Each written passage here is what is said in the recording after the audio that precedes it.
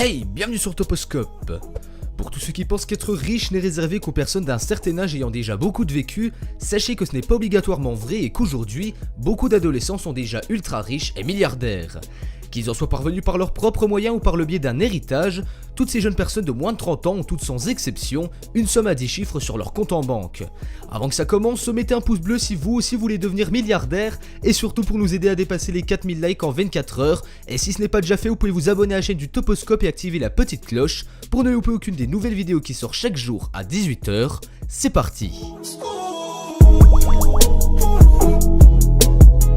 Numéro 1. John et Patrick Collinson. Comme vous le voyez, ces deux individus portent le même nom de famille et sont donc frères. John et Patrick possèdent un capital de 1,1 milliard de dollars chacun pour avoir fondé une grosse société ensemble. Ils se sont donc construits d'eux-mêmes, n'ont hérité d'aucune fortune et ont fondé l'entreprise Stripe en 2010 qui est spécialisée dans les paiements en ligne et se base sur le même principe que PayPal. Ils ont longtemps ignoré la réelle valeur de leur entreprise sur le marché, jusqu'en décembre dernier où ils ont décidé de faire une levée de fonds qui évalue leur entreprise quand même à presque 10 milliards de dollars. En sachant donc que les deux frères possèdent chacun 12% des actions de l'entreprise, ils sont les heureux possesseurs de plus de 1,1 milliard de dollars. Avec l'entreprise Stripe, ils n'en étaient pas à leur coup d'essai car bien des années auparavant, ils avaient déjà fondé une autre entreprise du nom de Automatic qui, elle, a été revendue en 2010 aussi. Numéro 2. Ludwig Brown. On connaît peu de détails de lui, mais ce dont on est sûr, c'est qu'il est l'héritier de la marque Brown.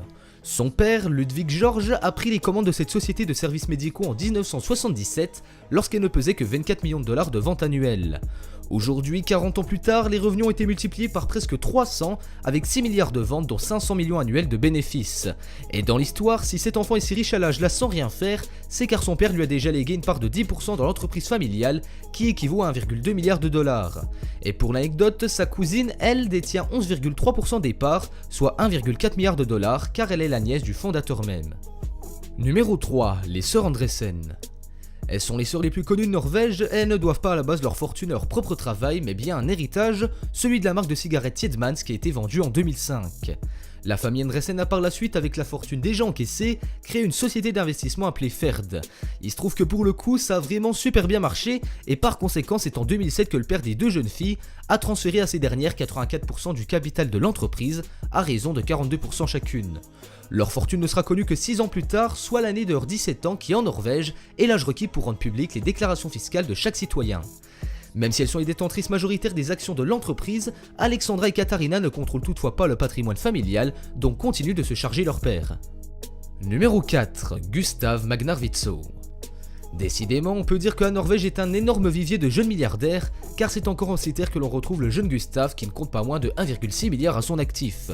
Et pour cause, il est l'enfant d'un des riches entrepreneurs norvégiens ayant fondé la société Salmar qui est productrice de saumon, qui est la spécialité nationale.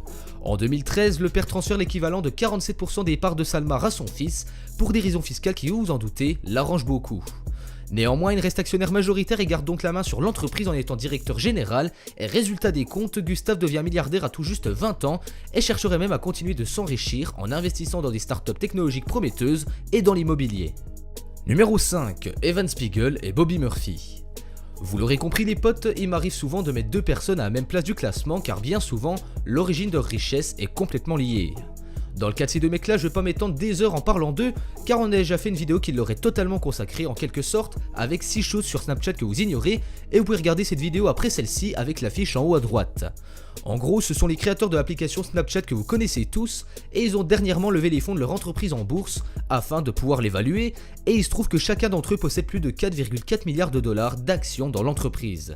Dans le cas de Spiegel, le mec était déjà assez riche de base, car il venait tout de même d'une famille assez aisée qui lui offrait un peu tout ce qu'il voulait, comme des Cadillac ou encore bien des BMW pour ses anniversaires, c'est juste ouf, on est vraiment dans la richesse totale. Et dans le cas de Murphy par contre, pas d'énorme richesse en Snapchat, même si tout a bien changé aujourd'hui, rassurez-vous, car ils s'étaient tous deux rencontrés lors de leurs études à Stanford, et ils tentaient souvent de créer des choses pour se rendre plus cool auprès des gens du bahut, qui les ignoraient quelque peu. Numéro 6. Lucas Walton. On passe au plus riche du classement, et je peux vous dire que c'est vraiment du très lourd, étant donné qu'on triple presque la mise par rapport à ses dauphins. Lucas Walton, lui, n'a pas eu d'idée géniale et n'a pas créé sa société pour faire fortune, non bien loin de là car c'est grâce à la mort de son père qu'il s'est enrichi, c'est un peu glauque. Il est en effet le petit-fils du cofondateur du revendeur Walmart qui est hyper connu aux US et il est par-dessus tout l'heureux héritier de 4% des actions de cette entreprise, soit un peu plus de 11,5 milliards de dollars.